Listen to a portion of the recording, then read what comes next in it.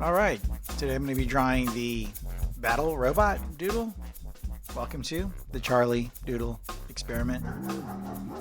So this is another one that was in one of my mini sketchbooks that's kind of unfinished, and this was I did a whole page of these different characters. Some of them I've already recreated on this channel.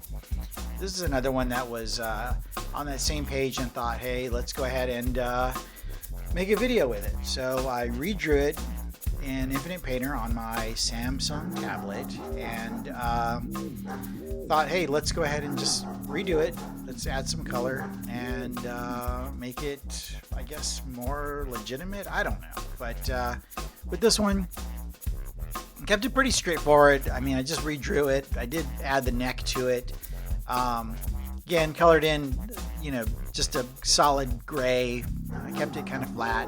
Whenever I say flat, I mean I'm not using blends or layers of watercolors, things like that. I'm pretty much, when I say flat, I'm just using just a solid color ink on top of other solid color inks that are all digital. But yeah, pretty simple. I don't know. Is he a boxer? Is he a football player? Is he something else? I don't know.